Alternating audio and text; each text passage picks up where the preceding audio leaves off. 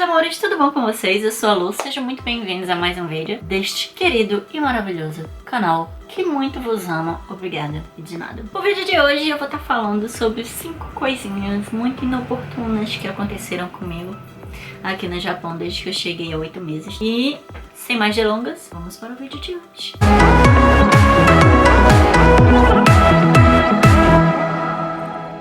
Em quinto lugar, uma questão com evangélicos. Eu não estou aqui criticando a religião de ninguém, pelo amor de Deus, não é isso. Só estou apenas comentando um caso que aconteceu comigo. Eu estava esperando o meu marido e a minha melhor amiga em frente ao Mr. Donuts, em Ikebukuro, e 2 mulheres me abordaram falando em japonês. Simplesmente elas começaram a puxar assunto falando do meu brinco. E eu, muito boba e feliz, porque japoneses estavam falando comigo, japonesas, principalmente japonesas estavam falando comigo, simplesmente porque me acharam bonita. E eu tava super feliz, né? Eu tava me sentindo maravilhosa, principalmente porque eu tava conseguindo dialogar com elas o mínimo ali do japonês, né? Porque na época eu namorava aqui há tanto tempo, não estava sabendo tanto assim das tramas, né? E eu sei que aí elas me convidaram pra tomar um café, então eu entrei na frente, né? Tava esperando meu marido e a minha amiga, mas eu entrei no café e a gente começou a conversar. Ela falou que conhecia um lugar muito lindo perto aqui do Japão, mas que por conta que tava aí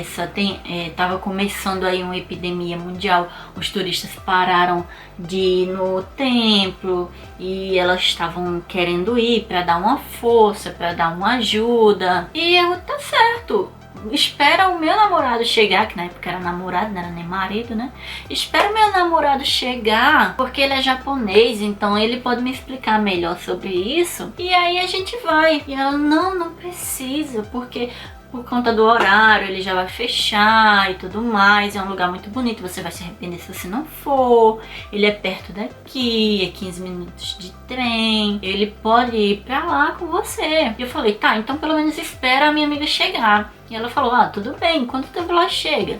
Sei que nesse moidinho ficamos ali 30 minutos e o meu namorado chegou. E aí ele começou a conversar com elas para entender aonde é que elas queriam levar a gente. E ele descobriu que era um templo evangélico que captava pessoas e só as liberavam com uma boa quantia de dinheiro depois que você contribuía. Porque a questão do japonês é que ele é muito educado. Ele é educado demais. Então quando ele vai visitar esses templos, que a pessoa ela simplesmente o aborda solicitando uma doação, uma grande doação, ele faz. E nós estrangeiros estamos acostumados a tentar ser o mais solícito possível para os outros. Então, quando a gente vai para esse tipo de lugar, a gente faz. Pelo menos eu faria se eu fosse, entendeu? Graças a Deus que eu não fui, que o meu marido chegou e me resgatou desse pequeno acidente, porque senão eu tinha acabado com o meu dinheiro ali, gente. Claro, não é um assalto, tá? Não é um assalto. Mas eles te abordam fingindo um interesse de amizade e depois eles te levam e arrancam um pouquinho do seu dinheiro, tá, gente? Porque dinheiro é suado,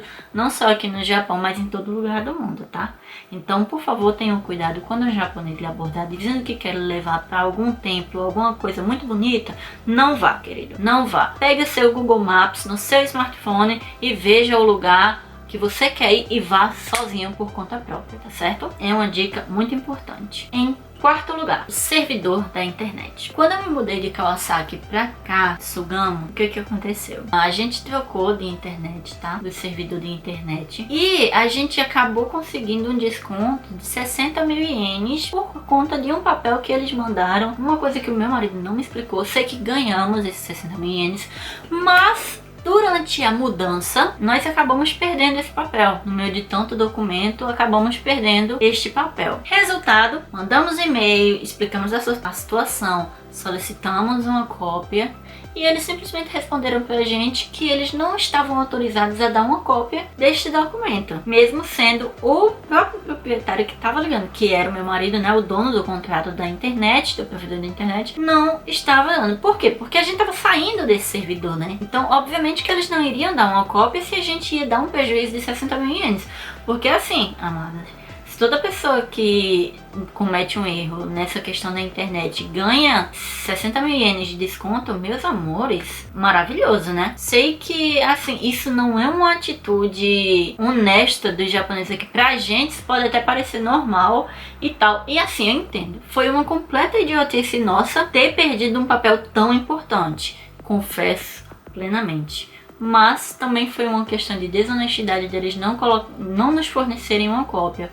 Porque todo e qualquer papel que qualquer companhia no mundo oferece aos seus clientes, eles têm que ter uma cópia, eles têm uma cópia, entendeu? Ninguém dá um documento para uma outra pessoa, principalmente se tratando de dinheiro, sem ter uma cópia propriamente dita, né? Sei que acabamos que achamos a cópia deste papel, conseguimos o desconto, mas não recomendamos aquela internet para ninguém mais dos nossos amigos aqui no Japão, de jeito nenhum. Então, fica aí o aviso, por favor, tomem cuidado com os documentos que vocês têm, principalmente se envolver dinheiro, tá? Porque aqui eles não dão cópia. Em terceiro lugar, a casa. É de conhecimento de todo mundo que aqui quando você se muda, você paga uma espécie de calção para o dono, porque no dia que você quiser se mudar, se por um acaso tiver que fazer reformas, ele vai usar esse dinheiro para fazer as reformas necessárias de acordo com o que você fez na casa. Ou você tem este dinheiro de volta. Meu marido, ele tinha morado 1 ano no antigo apartamento e como ele praticamente não vivia no apartamento, ele tinha ficado intacto, tá? A única coisa que ele ficou era sujo. Porém, eu, trabalhando já com limpeza, ajudando a minha mãe, fiz uma limpeza geral de cima a baixo no apartamento. Não existia poeira, gente. Se tem uma coisa que eu não me arrisco é perder dinheiro. Portanto, eu limpei esse apartamento mais bem limpo até do que eu já tomei um banho na minha vida, entendeu? Então, assim, eu limpei de cima a baixo o apartamento. Então, o que aconteceu é que ele falou que mandaria a solicitação por e-mail para a devolução do valor do pagamento. Porém, uma semana depois, ele mandou um e-mail dizendo que precisaria contratar uma equipe de limpeza porque o apartamento estava sujo, porque ele precisaria trocar determinados pisos e a gente não tinha morado tempo suficiente no apartamento para que ele pudesse ter o retorno do investimento que ele fez durante a reforma antes do meu marido ir morar lá. Ou seja, não tem lógica. Se uma pessoa está reformando a casa dela para alugar ou não, ela está fazendo ali um investimento por conta própria dela, por risco dela, porque ela tem que fazer se alguém quiser morar lá, tá? Porque senão ela não recebe dinheiro. E outra, mesmo que você tenha aí uma reforma de 500 mil ienes, que é uma reforma caríssima aqui, tá? Uma reforma de 500 mil ienes, uma pessoa que mora 1 ano pagando até mesmo assim 70 mil ienes, ela já vai ter te dado mais até do que o que você investiu na casa, tá? E a casa tinha permanecido nova, então não precisava trocar absolutamente nada. Não é que eu seja uma técnica informando, é que simplesmente o meu marido não vivia dentro da casa dele. Ele passou a passar mais tempo na casa dele quando eu cheguei aqui no Japão, que ele ficava comigo. Então era uma coisa que a gente via que não era necessário, que estava querendo ganhar dinheiro. E foi o que aconteceu, ele estava realmente querendo ganhar dinheiro, porque o meu marido, ele procurou um aconselhamento, e quando ele procurou esse aconselhamento, ele mandou um e-mail explicando todos os pormenores que ele não poderia fazer isso, que o inquilino, segundo o contrato, segundo a lei, ele poderia pagar pela limpeza, mas teria, se não tivesse feito previamente uma boa limpeza no local, tá? E dependendo das situações, então o que a gente fez? A gente tirou fotos do local antes. Então uma coisa que eu digo é, quando você for se mudar, tire foto de tudo dentro da casa quando você sair dela, tá? Quando for pra você sair, que ela estiver vazia, você tire foto de tudo. Porque muitas vezes os donos da casa, eles fazem alguma alteraçãozinha nas fotos e dizem que foi depois de você ter se mudado. Então, você já tem a sua prova de que você não fez absolutamente nada. Então sim, meu povo, existe desonestidade no Japão quando se trata do dinheiro. É como em qualquer lugar do mundo, tá? O Japão, ele não é a prova de erros, ele não é a prova de pessoas desonestas. Não vai pensando que é um paraíso, que você nunca vai ser enganado, porque se você vacilar, meu amor, você é enganado sim. Número 2. Quando eu estava buscando uma nova casa aqui no Japão, eu e meu marido, a gente rodou bastante. por uma simples questão. Eles não aceitavam estrangeiros, principalmente brasileiros, na área que a gente queria morar. Então, uma coisa que eu digo é o seguinte: você é responsável pela imagem do seu país. Se você é brasileiro, você vem pra cá pro Japão pra trabalhar numa fábrica, pra trabalhar num hotel, pra viver no Japão, se você faz vandalismo, qualquer pessoa que sabe que você é brasileiro, que faz vandalismo, que vê outro brasileiro, vai ficar com a pulga na orelha e pensar: será que esse brasileiro também é assim? Então, quando você se muda pra cá, pra morar numa casa no Japão, que você faz alguma festa, que você quebra alguma coisa, que você faz algum barraco, isso quebra e desmoraliza muito a imagem dos brasileiros, tá? Eu rodei muito para achar uma casa onde os brasileiros eles fossem aceitos, porque diziam que a reputação do brasileiro para um imóvel aqui no Japão, pelo menos na área aqui de Tóquio, não é legal. Então assim, vamos ter consideração, vamos ter consciência. Não só você tá morando numa casa, você sabe que o Japão não é o Brasil, você vai ligar o som nas alturas? Não vai. Você tá pagando um aluguel, mas você tem que respeitar as normas da sociedade. Aqui o Japão é uma coisa totalmente diferente. Se você for um bom inquilino e uma outra pessoa quiser se mudar pro teu apartamento depois que tu sair, o dono da casa, ele vai pensar: pô, o último brasileiro foi tão gente boa, vou dar uma oportunidade pra ele. Então assim, não perca oportunidades futuras e também não faça outras pessoas perderem oportunidades por causa de uma coisa que você poderia evitar. É um pedido que eu faço a você de coração, não só pra você que tá morando, mas pra você que tá trabalhando aqui. Faz o teu nome, faz o nome do Brasil, tá? Vamos acabar com essa história de que o brasileiro sempre dá um jeitinho pras coisas, que brasileiro é preguiçoso, que brasileiro é isso, que brasileiro é aquilo. Nós somos maravilhosos, nós somos guerreiros, nós temos capacidade. A gente vem aqui pra esse país e trabalha em coisas que eles não querem trabalhar. A gente trabalha limpando o banheiro dos outros, a gente trabalha limpando a casa dos outros, a gente trabalha em fábricas, se dando muito mal. Então assim, vamos honrar o nosso nome, vamos honrar a nossa força. Somos nós que estamos aqui. Então assim, vamos ter consciência, pessoal. É uma coisa que é chata, que é um preconceito que eles fazem com a gente, mas que a gente pode evitar também. Então, uma via de mão dupla, tá? Você dá, você recebe. Então vamos dar um pouquinho de gentileza e vamos receber gentileza, tá bom, pessoal? Número 1. Esta situação aconteceu no meu primeiro dia aqui no Japão, na minha primeira hora aqui no Japão. O que aconteceu? O meu marido, ele comprou os nossos 2 tickets, tá? Quando eu tava saindo do aeroporto de Narita, a gente foi para o Skyline. E nesse trem, os assentos, eles são numerados, tá? Tem a pessoa que passa verificando os tickets.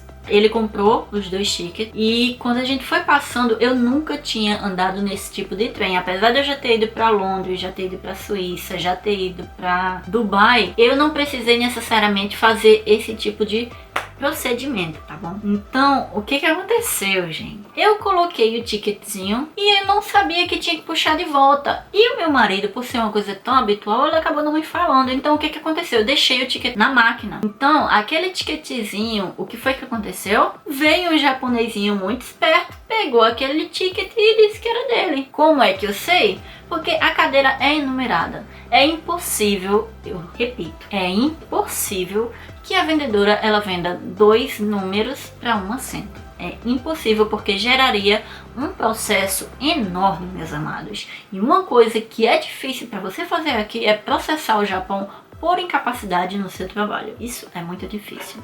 Então, o que aconteceu? Quando estávamos sentados, o meu marido perguntou: cadê o seu ticket? Eu coloquei na máquina e ele falou: você tinha que buscar o ticket. Mas eu não sabia. Então, o que aconteceu? A gente esperou e disse: bom, já como eles já venderam o seu ticket, então ninguém vai vir para esse lugar. Então, você só espera. 5 minutos depois, chega o japonesinho lindo e maravilhoso com o ticket dizendo que este era o assento dele. Então, nós nos olhamos e dissemos: tá certo, ele tem o ticket, o que eu posso fazer, certo? Então, eu sentei num outro lado, porque graças ao meu bom Deus estava vazio o trem.